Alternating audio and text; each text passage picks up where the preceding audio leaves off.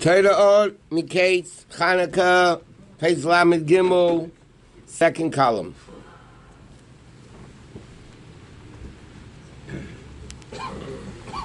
Okay, until now, the Alter Rebbe was explaining the garments of the neshamas in Gan Eden are actually the mitzvahs it did in this world, which enables it to get this great revelation. So he says, to have an additional explanation of the neshama Gan Eden, Seif Pashas told us what the Zohar says. At the end of Pashas told us, when the Malachim come down into this world, whenever they have to come down, they have to wear a garment for the Malachim to come into this world.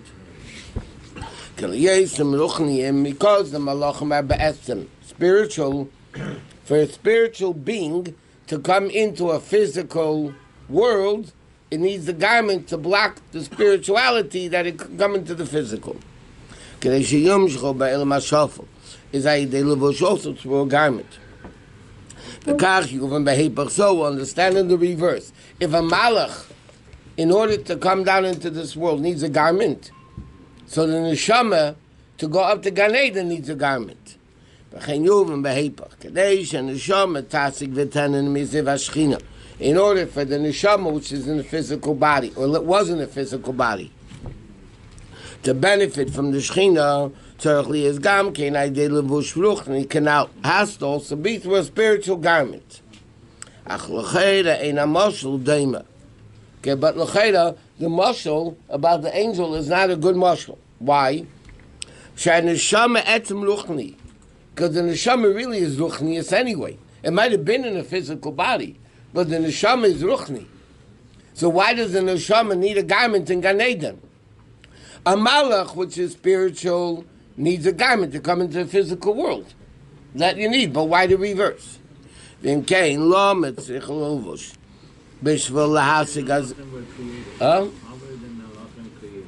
thing everywhere, same way everything else. Hashem said, let there be malachim, there was malachim. But is it part of the Hashem, like us? No. Like everything else in the world. Speech. Payasi blue. They are not as high as... No. Nowhere near it. They're holy animals. It says, if 10 Jews are sitting in a room doing nothing, if the Kedusha is so great, an angel explodes if he comes into the room. What about the neshama before it comes down into this world? Isn't that without a garment and it's able to... No, because the neshama was here before. Like a neshama chadasha. Neshama chadasha is a whole different concept.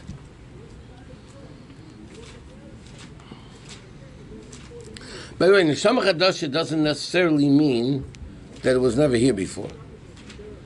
Neshama chadasha, Rabbi Rashi explains, means the neshama wasn't included in Adam Arishan like all the other neshamas. That's how he explains it. Their goof of a malach comes from two elements. A human comes from fire, air, earth, and water, 4 elements. A malach comes from fire and air. The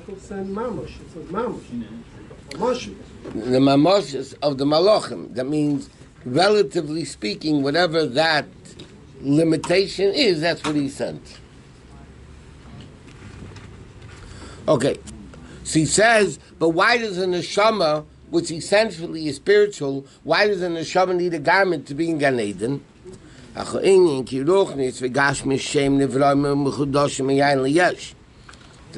Rebbe said like this: spiritual and physical, Gashmis and Ruchnius, are both created yesh miyayin.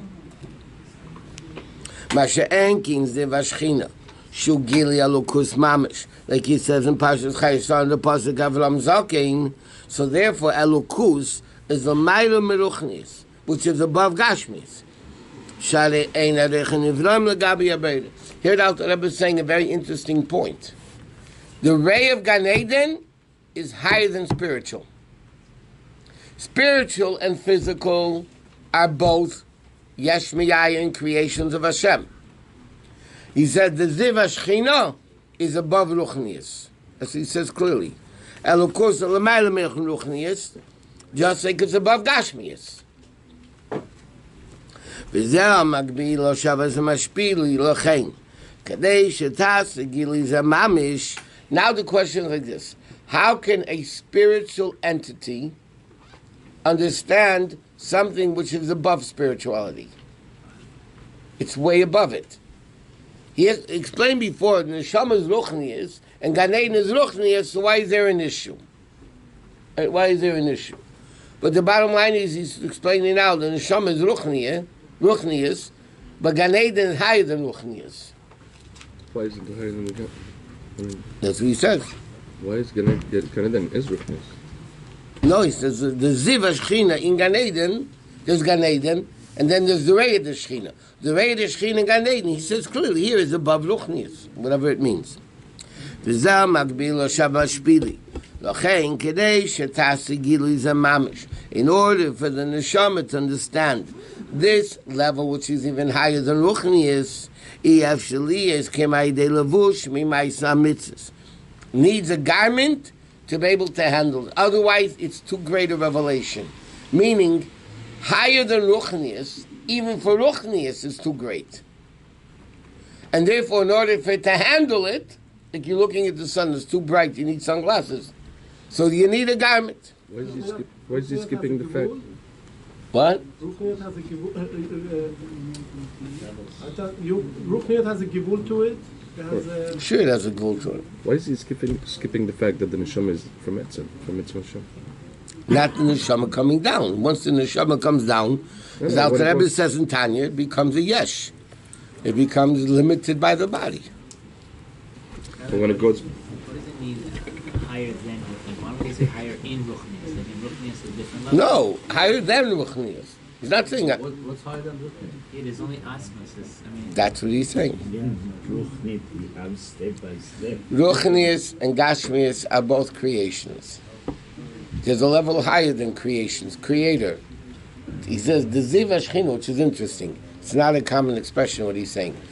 The Ziv HaShechina in Gan Eden is above Ruchnius.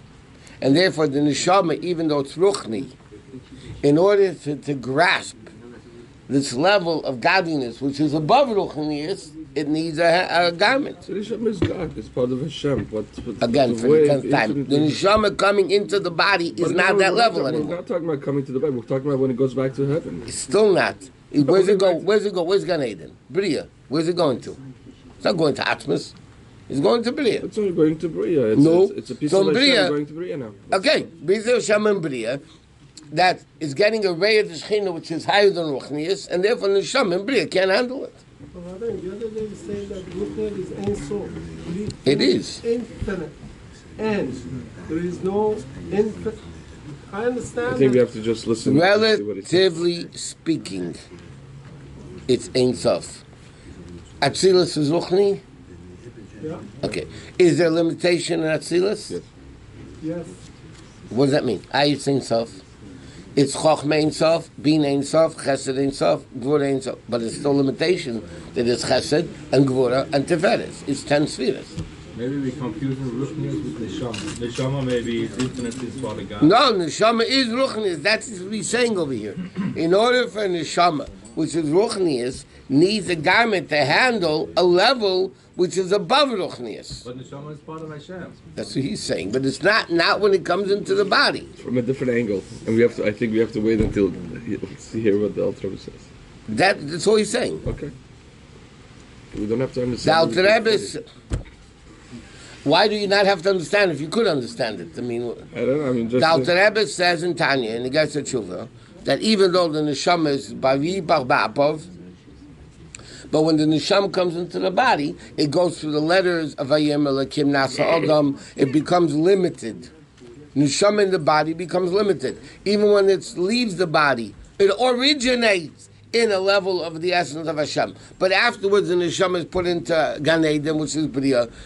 It's a level of limitation. Limitations are imposed on it, so it becomes So because functional it's in this limited world. by Ruchnius, if it wants to grasp a level higher than Ruchnius, it needs a garment to protect it, So to make it happen. In other words, after 120, it doesn't go back to the essence of Hashem. It's going to go It somewhere never does. Okay, it's going to go somewhere in heaven. It goes to Heaven. Gan Eden, And no? if you want to go to a higher heaven, you have to do Torah mitzvahs, to grasp and be protected from those higher Yeah, heavens. but that's what he's saying. It originates in the essence of Hashem. But never goes back to the essence. No. Its essence is the essence of Hashem. The Pintalayid, The Bintali, Yechidush Nefesh. which sometimes shows itself on occasion. Correct. When the person, Well, it depends. Yeah, usually under pressure. okay. and that is never revealed to the neshama itself, even in heaven. In heaven, not down here only. Down here. Okay. וזהו כי נראה באספקליה מאירה, שהצעות סוגר some mohus mamish, understands the essence through the garments of mitzvahs. Achat but it says they're sinning and vatusayim b'rosheim, which is the level of makif, which is the level shalamayla mizivahara musagas lahem, which is above the ray. Therefore, einim shachar d'chine gilui. Therefore, it cannot be revealed. In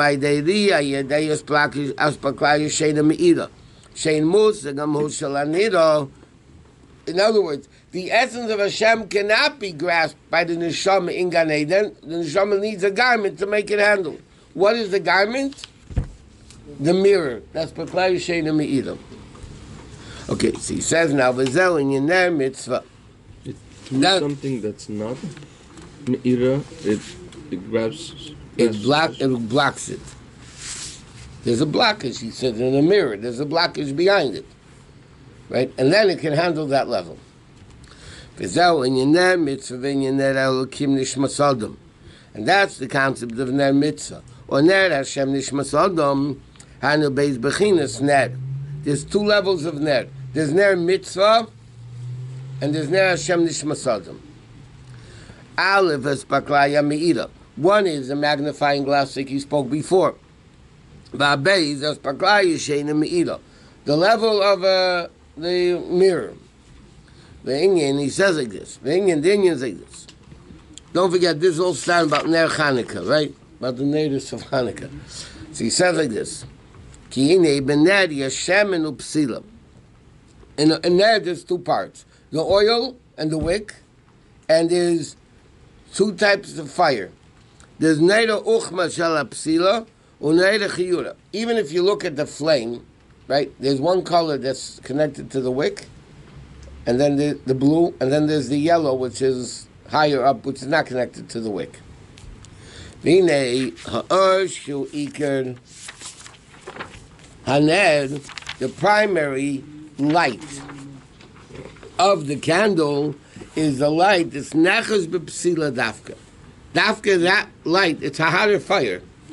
You ever notice people always, they stick their hands for the yellow of the fire? Because it's not that hot. What's the hot part of the fire? The blue part at the bottom. That's the main part of the net. He says, Avoshem and built the but the oil, you can't light oil. You have to light the wick. Right? No, you just can't take a mess and light the oil in your menorah. You have to do it through a wick. Only through a wick means through a levush, through a keli. Okay? So, but nevertheless, what burns? The oil is drawn through the wick into the fire. Right? So without the wick it doesn't happen. But what's burning, not the wick doesn't burn. The oil burns through the wick. Mitzvahs in this world, as a shaman, like it says in the Chanukah, the bulk. Hanu shaman mishchas kodesh, which is called the holy oil. Shishor shebechochmi lo v'ratzon elyon. Ach shenishtaushu v'yodu begashmi beil mazeh. Right? But, they're not like this. Mitzvahs are the level of oil.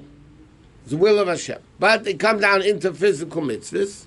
Okay, again, and derech shiach is by Maamarim sof. Therefore, Elokus cannot reveal itself in the mitzvah itself only through the psila, the wick, which is the nefesh or the kiss hamakayim mitzvah. In other words, like this: you can have mitzvahs down here. You have mitzvahs, which is the will of Hashem. But who does the mitzvah? Who illuminates the mitzvah? Only the Jew, the nefesh or the kiss, doing the mitzvah. So the nefesh or the kiss is the wick that allows the flame to burn. The oil is the mitzvah. The neshama is the wick that burns the oil.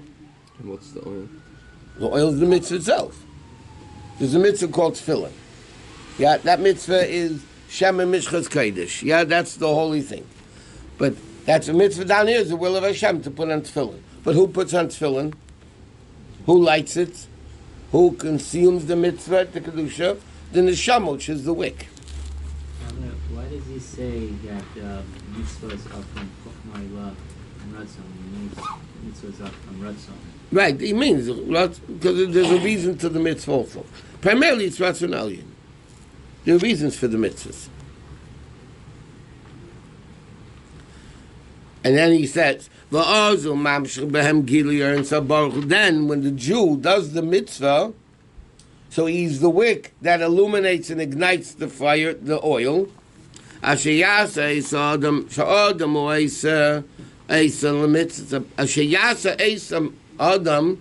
simply means that a person does the mitzvahs, but Chassidus interprets Adam. The man makes the mitzvah.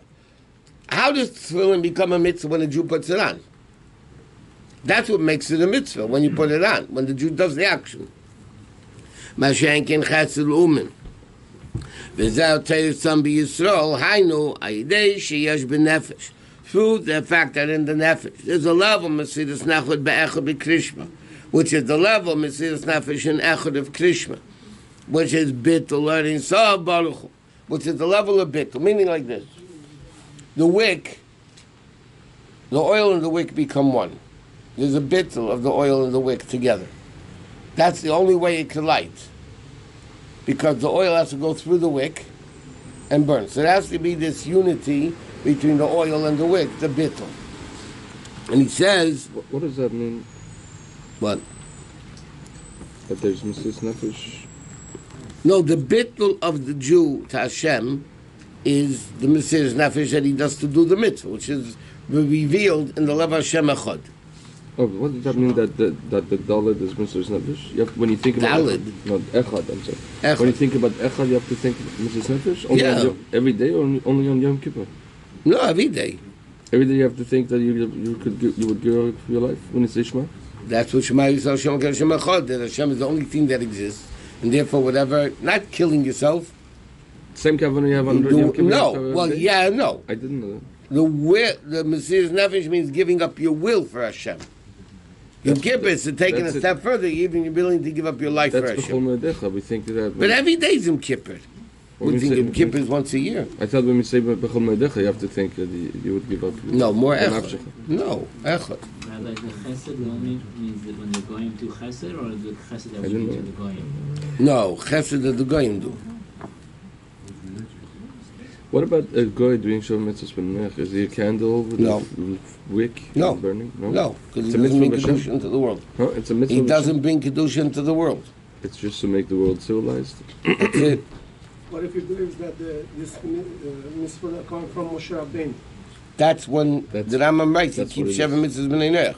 They have to think that in order to be fulfilling. In order, the Rambam says, Chassidus U'Mas Ha'elam, okay, Rambam says in two places.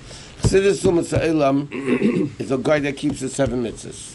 But the Rambam says in Hilchos Melachim, it's they keep the 7 mitzvahs because Hashem told Moshe Rabbeinu at Har Sinai that a guy has to keep the 7 mitzvahs. And the Rambam says, if not, he's not Chassidus U'Mas Ha'elam. He's not getting Olam Haba. Right. He's not called Chassidus U'Mas Ha'elam. Even if he's keeping all of them. That's what Rambam says clearly. A Chassidus U'Mas Ha'elam is a guy that keeps 7 mitzvahs because Hashem told Moshe Rabbeinu at Har Sinai you have to keep 7 mitzvahs. So at that point, they're bringing the Kedusha. No. A guy Even at can't bring that Kedusha into the world because a guy doesn't have a neshama. Very good. That's it.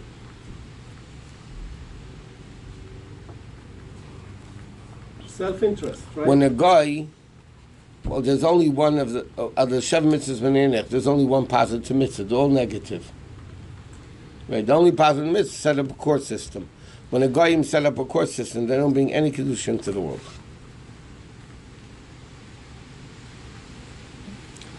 In order to bring kedusha into the world means you are connecting ruchnius and gashmis together. That is the koyach of a yid who has a neshama and a guf. We're given at Matan Torah. So only a yid is able to make the gashmistic world into kedusha. You only bring kedusha through positive mitzvahs. Yeah, negative mitzvahs don't bring kedusha. So the tasur you don't bring kedusha? Why isn't there bracha on negative mitzvahs? Because you don't necessarily have to, I don't know, you don't necessarily have to. A guy wants to eat chazer and he doesn't. Why does he make a bracha? Shekashem mitzvah tzvanu shalei lachol chazer. I don't know, because it's not a positive mitzvah. But why isn't there a bracha? Why isn't there shekashem mitzvah tzvanu? You don't have to do the sin. He wants to do the sin and he's not. There's no mavlich. He's not bringing down any. Because a negative mitzvah don't bring down kedusha. That's why. Only active things bring kedusha, not passive. There are three mitzvot that they We learned already a million times. Positive mitzvahs bring kedusha into the world. Negative mitzvahs, when you transgress a negative commandment, you're strengthening evil. Somebody eats chazer, they're strengthening the level of shok shib tzatmeis. If they don't eat chazer, they're not bringing kedusha into the world. By not eating chazer, eventually evil becomes weaker. So if evil becomes weaker, if it's not fed, it becomes weaker, so then kedusha could work better. But velo tatur is a positive commandment. No, it's not. V'lo yisasur means do not follow. What is a positive mitzvah? Lo yisasur, do not go after your eyes and hearts. Not is negative. That's why there's no positive, the bracha and positive mitzvahs. So any action that doesn't have a bracha doesn't bring kedusha, mikvah. It brings kedusha. Who says, if I did a mitzvah without bracha, I brought kedusha? I put on tefillin without making a bracha, I brought kedusha or not? Yes. Okay. We must say bracha mikvah. Because by them it's a mitzvah. By men it's not a mitzvah. There you go.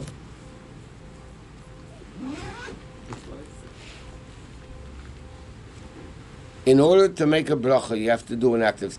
But the fact is, a person, by saying the bracha, is just saying what they accomplished by doing the mitzvah. But if they don't say it and they do the mitzvah, you put on film without a bracha, you did the mitzvah.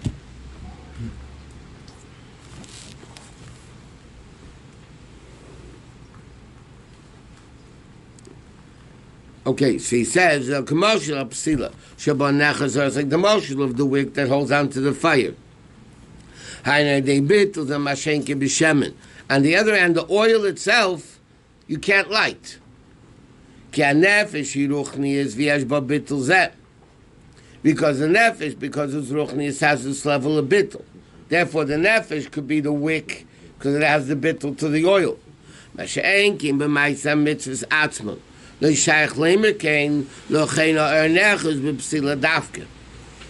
only into the wick. What that happens though, the wick burns the oil. So only through the person doing the mitzvah, not the mitzvah itself. Tefillin itself doesn't bring kedusha into the world. When the person does the mitzvah of tefillin, then he brings down the kedusha into the world. Through one wick, you can light a lot of oil. You don't only light a drop; you can light a lot of oil. Because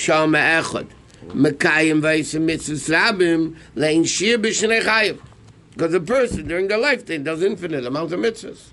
It's one wick, one person, yet they could do a ton of mitzvahs. It's not infinite.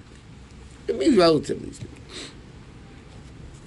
Of course now, because you live 120 years, X amount of seconds, it's again impossible. But he's saying, generally speaking, means you do a lot of mitzvahs with one person.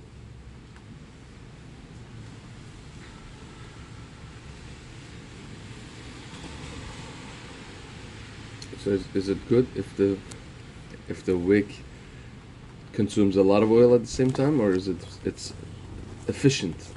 That's a It does both. Derech klal, you could do one mitzvah at a time. It's for priority. Huh? It's what brings more mitzvah. Why? Because you become more spiritual. You become holier, then it's easier to do another mitzvah. Why Aveger is Aveda? Because they did one Aveda. Why is he going to stop another Aveda? Because I lowered myself into Klippa. So once I'm lower, it's easier to give in to another Aveda. But he says the neshama, the person, is the wick, because without that neshama doing the mitzvah, it's like oil without a wick that you can't light. The Jew makes the mitzvah. Asher yasa aisam adam, the Yid makes the mitzvah and makes the mitzvah bring down kedusha by doing it. Why dafka bar mitzvah? Because then he's mature enough to realize the obligation in the mitzvah. But it seems like a little kid is more refined, more pure, more... Maybe more pure.